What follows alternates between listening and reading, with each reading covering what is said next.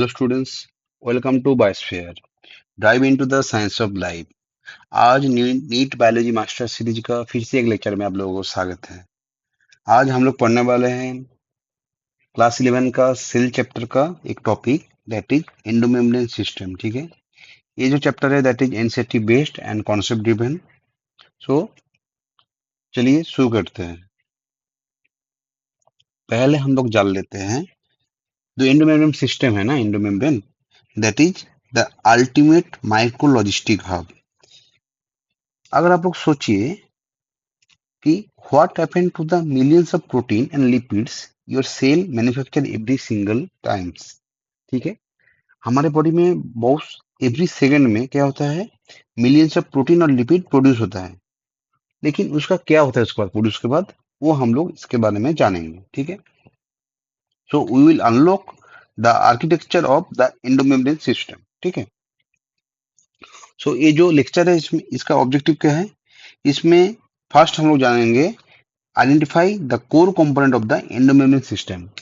Core core component क्या क्या है एंडोमेम्ब्रेन सिस्टम में।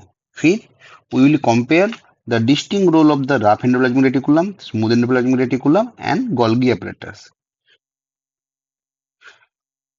Rough endoplasmic reticulum, smooth endoplasmic reticulum और गोल्गी apparatus का डिस्टिंक्ट रोल हम लोग जान पाएंगे इस मॉड्यूल से। फिर लास्ट में we will understand how these organelles coordinate to build, package, store and recycle the cellular material। कि ये जो ऑर्गेनल्स है ये कैसे कोऑर्डिनेट करता है to build, package, store and recycle the cellular material. ठीक है, तो पहले देख लेते हैं। पहले हम लोग का जो सेल है उसमें दो ग्रुप है। One is like the VIP club. ठीक है, they are actually the coordinated endomembrane system and another is the independent contractor.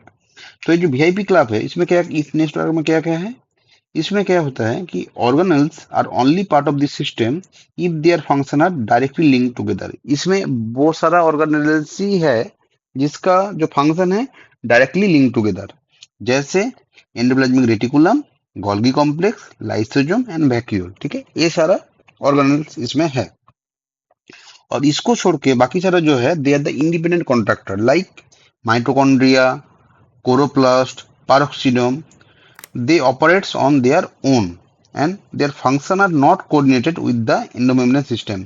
उन लोगों का जो फंक्शन है वो एंडोमेम्ब्रेन सिस्टम के साथ कोऑर्डिनेटेड नहीं है। तो पहले हम लोग एंडोप्लाज्मिक रेटिकुलम को देख लेते हैं। एंडोप्लाज्मिक रेटिकुलम और द असेंबली लाइन। ठीक है, तो ये जो एंडोप्लाज्मिक रेटिकुलम है इसका दो टाइप है, एक है रफ एंडोप्लाज्मिक रेटिकुलम और एक है स्मूथ एंडोप्लाज्मिक रेटिकुलम। ठीक है, रफ एंडोप्लाज्मिक रेटिकुलम है उसमें है डॉटेड विद राइबोसोम। उसमें राइबोसोम क्या है देखिए प्रेजेंट है। ठीक है, and continuous with the outer nuclear membrane. Outer nuclear membrane के साथ ये पूरा कॉन्टिन्यूअस है। इसका जॉब क्या है, it actively synthesize and secrete protein. ये क्या करता है, actively synthesize and secrete protein. While smooth endoplasmic reticulum और एसीआर इसमें कोई भी राइबोसोम नहीं है। ठीक है, पूरा प्लेन है and this is only tubular network.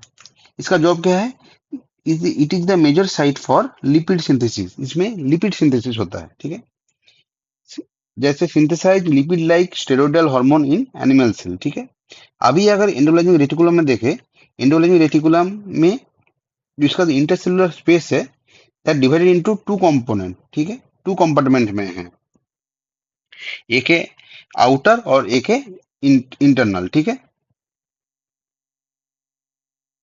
अभी नेक्स्ट आ जाते हैं हम लोग गोल्गी apparatus में।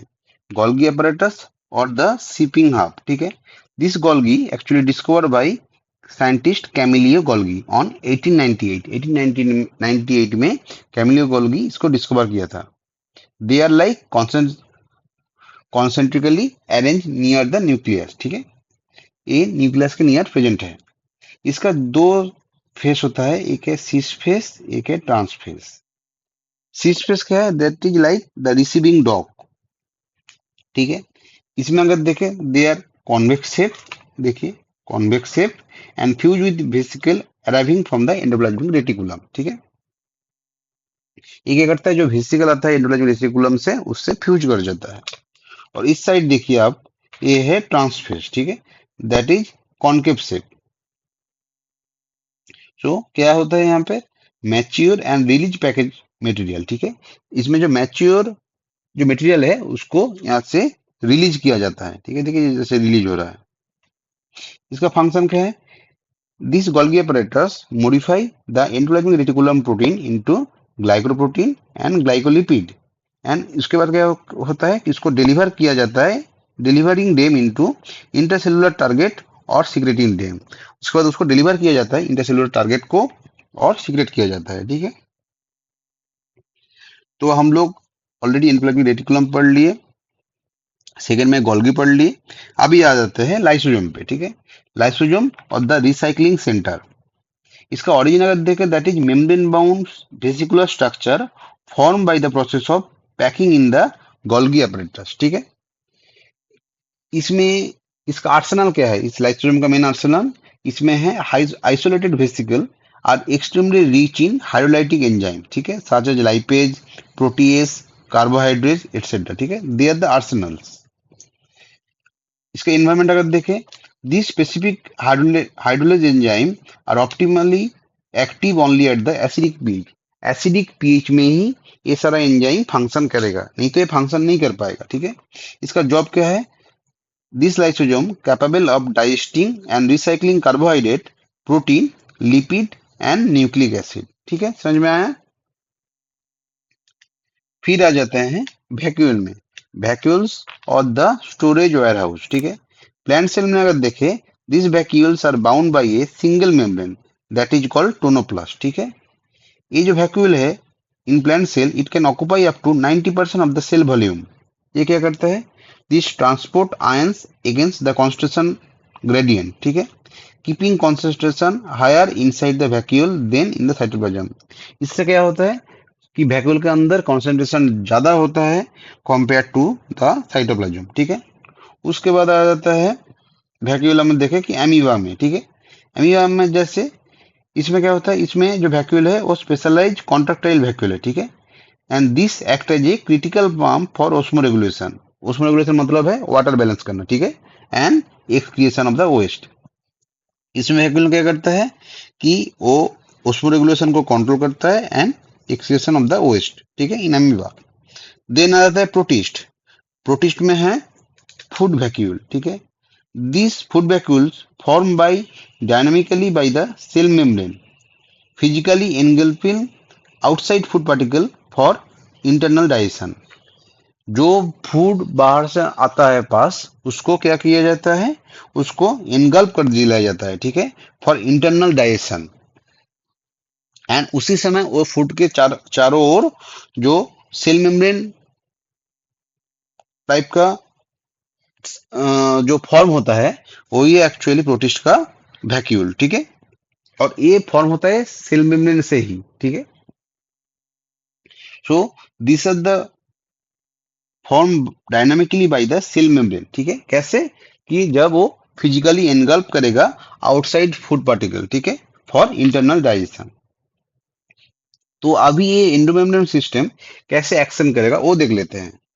सो a continuous coordinated loop of creation, modification, packaging and distribution is going on, ठीक है।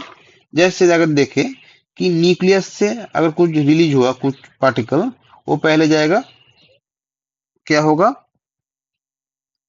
या न्यूक्लियस से कुछ शायद ऑर्डर आया है, ठीक है, वो क्या होगा, मैन्युफैक्चर होगा कहाँ, राफ और स्मूथ एंडोप्लाज्मिक रेटिकुलम में, ठीक है। उसके बाद वहां से रिलीज हुआ और वो वेसिकल ट्रांसपोर्ट होगा और वो रिसीव होगा गोल्गी का शीर्ष फेस में, ठीक है। गोल्गी का शीर्ष फेस में रिसीव हुआ, फिर उसको थोड़ा सा मॉडिफाई कर दिया जाएगा, फिर वहां से सीफ होगा, क्या होगा, अगर स्टोरेज होगा, स्टोरेज के लिए शिप होगा वैक्यूल में। अगर सिक्रेटन होगा तो उसको सेल मेम्ब्रेन की ओर उसको शिप किया जाएगा। नहीं तो अगर अगर रिसाइकल होगा तो उसको शिप किया जाएगा लाइसोसोम के की ओर, ठीक है। तो अभी तो ये टॉपिक हम लोग कवर कर लिए। तो अभी हम लोग कुछ क्वेश्चन देख लेते हैं, ठीक है। आप इस क्वेश्चन का आंसर आप कमेंट में दे देना, ठीक है। जैसे पहले अगर क्वेश्चन है कि why are mitochondria not considered the part of endomembrane system. Mitochondria को एंडोमेम्ब्रेन सिस्टम में कंसीडर क्यों नहीं किया जाता है, ठीक है। सेकेंड क्वेश्चन है which specific phase of the Golgi apparatus receive raw material from the ear? जो ईयर से रॉ मटेरियल आता है वो गोल्गी का कौन सा फेस में रिसीव किया जाता है, ठीक है।